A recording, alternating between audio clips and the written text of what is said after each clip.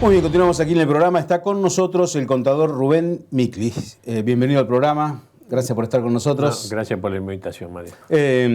A ver, por ahí algunos se olvidaron, pero es alguien muy conocido en la política, sobre todo porque era el ministro coordinador. Cuando en la última gestión de Jorge Obey, quien está con nosotros, actuó en esa transición cuando llegaba el gobierno de Esmer Wiener y bueno, en un papel clave, porque ahora también le han pedido que colabore, pero del otro lado, al revés, ¿no? Para pedir o ver los números. Hubo una reunión, básicamente, ¿qué hablaron en esa reunión? ¿Qué es lo que quieren saber? Bueno, básicamente le presentamos una nota con un cúmulo importante de información que le requerimos. Básicamente se refiere a la situación de la ejecución presupuestaria de recursos, de gasto y del plan de obras públicas. También alguna información referida a la situación del Tesoro, lo que serían las disponibilidades, la deuda flotante y la deuda consolidada. Y después algunas situaciones que tienen que ver con algunos organismos en especial, como puede ser el IAP, la Caja de Jubilaciones, la situación de la deuda del gobierno nacional con la provincia y algunas otras cuestiones de cargos y demás, pero básicamente entendiendo que es importante conocer hoy cuál es la situación presupuestaria y financiera de la provincia y sobre todo su proyección al cierre del ejercicio. Ahora, Rubén, yo tengo varias preguntas y algunas comparaciones, algunos pueden decir son odiosas. Yo creo que no, sobre todo en eso sirve. La nueva gestión asume el 10 de diciembre. El compromiso futuro es el medio aguinaldo del segundo semestre y el pago de los salarios de diciembre, lógicamente. ¿Qué pasó cuando asumió Wiener y se iba Obey? ¿Dejaron esa plata? ¿Se pudieron pagar sin problemas? No, lo pregunto porque no me acuerdo, ya hace unos cuantos años, 12 años casi. Sí, pasó mucho tiempo, las circunstancias del país son distintas, y la situación de la provincia es distinta, pero es bueno recordarlo, porque sobre todo para recordar el gesto político que tuvo en su momento Jorge Obey en el proceso de transición. Las disponibilidades que se dejaron, que eran los famosos 1.600 millones de pesos, sí, hoy actualizado en el orden de los 25.000 millones de pesos, eran suficientes para pagar toda la deuda que había, o sea que con la disponibilidad se pagaba la deuda y quedaba un superávit. Había un plazo fijo constituido con los fondos que se llaman del FUCO, que es algo así como un giro en descubierto que permitía hacer colocaciones a plazo fijo, y estaba constituido el fondo anticíclico. Claro. O sea, eran tres elementos que permitían atender los sueldos y el aguinaldo sin problema, atender toda la deuda pública que había, y a su vez quedaba un escenario muy favorable para contener contingencias o encarar un plan de obra a través del Fondo Anticíclico y de Obras Públicas. Y a su vez también se dejó formalizado un presupuesto totalmente equilibrado y con crédito suficiente para atender todo el plan de obras públicas que había en ese momento. Bueno, ahora te paro y te hago algunas preguntas para hacer un poco de memoria, porque vos lo conociste bien al ingeniero Obey. Y la pregunta que me sale, ¿era amarrete o era austero? Porque yo recuerdo que incluso dentro del propio justicialismo, muchos le criticaron, ¿cómo le va a dejar plata a los socialistas? Que lo hubiese usado en la campaña. Pero vos eras parte del gobierno, vos eras uno de los brazos derechos de Obey. ¿Cómo lo viste vos a eso? No, era una administración con una total responsabilidad en el uso de los manejos públicos. Digamos, nosotros habíamos adherido oportunamente a la ley de responsabilidad fiscal y dentro de esos reglas o parámetros que había que cumplir con el equilibrio fiscal. Y nosotros tuvimos en todos esos años equilibrio e incluso un leve superávit. O sea que uno es más que administrar la cosa pública con el mismo sentido que uno administra la cosa privada. Está bien, pero vos sos contador, Rubén. Sí. Y vos sabés que a veces el eterno problema con los ministros de Hacienda o los contadores es el ministro de Hacienda o el secretario de Hacienda de un municipio dice no hay más plata, pero la política dice, bueno, pero necesito hacer este gasto, ayuda social o lo que sea, y empieza el tema de la sábana o de la frazada corta o larga, es eterno ese problema. Sí, bueno, pero por eso hay que ser muy claro en entender los conceptos que conformaban esos 1.600 millones que se dejaron.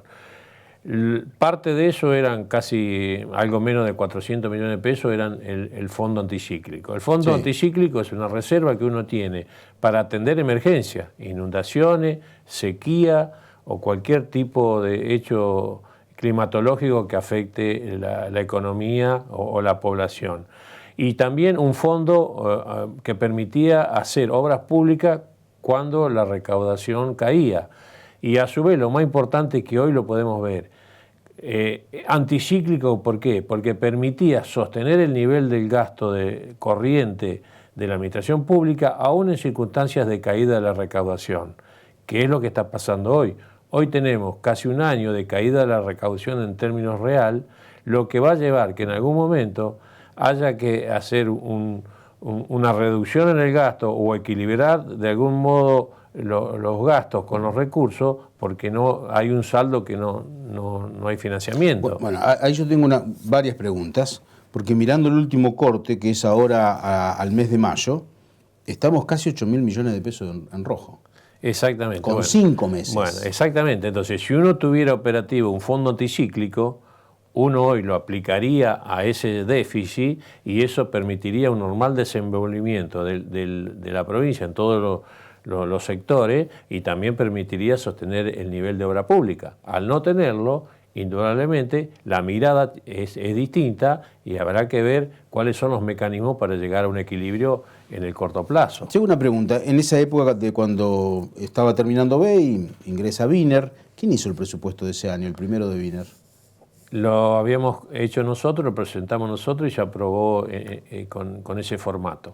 Está bien, pero Wiener pidió mirarlo, sobre todo por el tema de la obra pública, cómo se van a destinar los fondos. No, sí, pero habíamos acordado pautas generales y lo presentamos, pero como era un momento digamos, que la provincia tenía un equilibrio fiscal y había fondos para atender, después hubo decisiones del propio Wiener que cambiaron el plan de obras públicas, pero en definitiva eran cambios de créditos presupuestarios, pero no en cuanto al total de la partida. O sea, siempre hubo en el ejercicio siguiente crédito y fondos suficientes para atender el plan de obras públicas. Claro, bueno, pero ahora si tenemos casi 8.000 millones de pesos en rojo, cuando uno mira la proyección a fin de año, iba a estar como mínimo el doble de esto.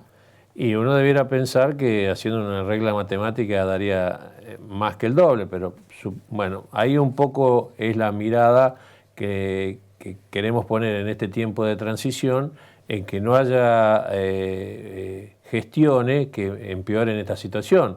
No quisiéramos hacer un cálculo proporcional, entendemos que puede haber acciones de gobierno que hagan que se disminuya ese efecto. Está bien. A ver, yo entiendo eso, pero acá falta junio, que fue el mes de las elecciones. Lógicamente hubo, yo lo vi, notorios, se inauguraron muchísimas obras. Para terminar las etapas hay que pagar también, o habrá que suspender todo de aquí hasta el fin de año para no hacer nada, ¿no? De todas las licitaciones que se llamaron, por ejemplo. Claro, bueno, de por sí tendríamos que agregarle a ese déficit alrededor de 3.000 millones de pesos, que sería el aguinaldo que se pagó en junio. Sí. Así que la situación ya empeora en ese sentido. Pero por eso nosotros pedimos, junto con ese detalle de información presupuestaria y contable y financiera, cuál es la situación de un montón de obras públicas, ¿no es cierto?, que están en proceso de licitación. Entonces, eso no quiere decir que hoy tenemos una posición tomada por alguna obra en particular. Habrá que saber para cada obra cuál es el monto, la fuente de financiamiento que tiene y cuáles son los plazos de ejecución y desde cuándo empieza a devengar gasto, para poder a partir de eso llegar a consensuar alguna política con el gobierno actual. Es distinto una situación de una obra que tiene un financiamiento, digamos, con un organismo internacional ya prefijado, que otra obra que se financia o se sustenta solamente con rentas generales. Ahora, en materia de deuda, Santa Fe ha tomado algunos créditos en los últimos tiempos, en algún momento 500 millones de dólares. No son cifras tan significativas, pero que va a haber que empezar a pagarla el año que viene o el otro año. Y siempre hay un periodo de gracia inicial. Sí, Santa Fe tiene un total de deuda baja, está dentro de la provincia menos endeudada, eso ya venía de años anteriores y no ha cambiado sustancialmente.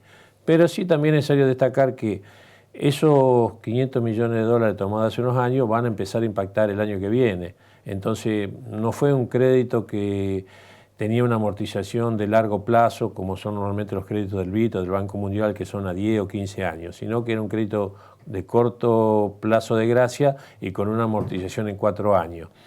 Y a su vez lo que por ahí impacta en forma más inmediata es el valor de la deuda flotante. O sea, a partir de los déficits sucesivos se genera un valor de deuda flotante que presiona junto con los sueldos en forma inmediata en la caja de la provincia. Me quedan 3 temas para abordar. Uno está relacionado al tema de la planta de trabajadores. Yo vi en Rosario, también en Santa Fe, reclamo de los gremios, dice, hay 4.500 empleados que tienen que pasar a planta permanente. Y uno empieza a averiguar de qué sectores. Una cosa es un docente, otra cosa es un policía o una enfermera, y otra cosa es en la planta de la administración de la provincia. ¿Qué ves vos sobre eso? Porque, de hecho, hay contratos precarios trabajando en el Estado provincial. Bueno, el propio Faría indicó una cifra mucho menor a la que hoy se conoce públicamente o que ha tomado estado público. ¿Qué dijo? ¿De cuántos? Hablaba de algo más de 1.000 contratos que podrían estar, digamos, sin regularizarse en el ámbito de toda la administración. De todos modos, tampoco hay un trabajo hecho sobre el particular y será una cuestión que en este transcurso se va a ir conociendo, conocer en detalle cuáles son los contratos, qué tipos de contratos, qué antigüedad tienen, porque debemos considerar que en la gestión socialista hubo 2 leyes de blanqueo, digamos, de situación laboral. Sí. Razón por la cual uno debiera pensar que no debiera haber una cantidad muy grande, a lo cual debemos también agregar que la legislatura acompañó siempre todos los pedidos de mayores cargos. Eso, vos que sos... Sí, me acuerdo, sí. No, es más, y la provincia tiene de por sí muchas vacantes.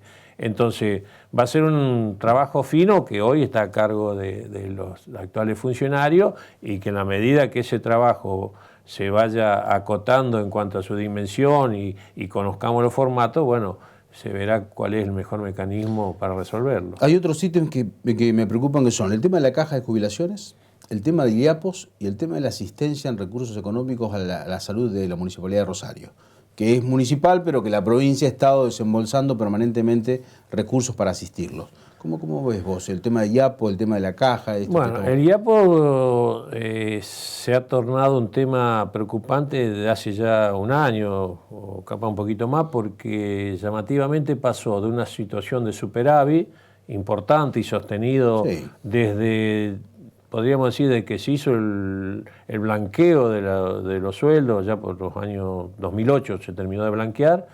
Venía el IAPO con una situación de superávit y aparece abruptamente un déficit importante que no se ha podido corregir en estos 2 últimos años. Entonces, bueno, nosotros pedimos ahí cuál es la situación actual para a partir de eso después ver cuáles son las correcciones que tiene en marcha el gobierno. En la caja de jubilaciones es una situación distinta porque el déficit de la caja está en cierto modo garantizado el financiamiento por el gobierno nacional, pero hay una deuda importante. El último ejercicio con el cual el gobierno nacional cumplió fue el año 2017. Durante el año 2018 y 2019 viene transfiriendo importes a cuenta, pero si sumamos los saldos que va a haber en estos 2 ejercicios, vamos a estar entre 8 y 10.000 millones de pesos a fin de año que la Nación le va a deber a la provincia por el régimen previsional. En esto hay que destacar que ha habido un avance importante porque lo que se llamó el proceso de armonización, en cierto modo técnicamente está resuelto. Así, razón por la cual es nada más que una cuestión de conocer el número final y acordar con el gobierno nacional un momento de transferencia. Rubén, me queda breve, lo más breve que puedas, del tema de la salud o asistir, que hubo varios desembolsos, y de hecho algunos sin autorización del Consejo de la Ciudad de Rosario, que se tornó en un paliativo permanente. Eso cambió, fue creciendo la asistencia al sistema de salud de Rosario, se ha tornado cifras millonarias ahora, Sí.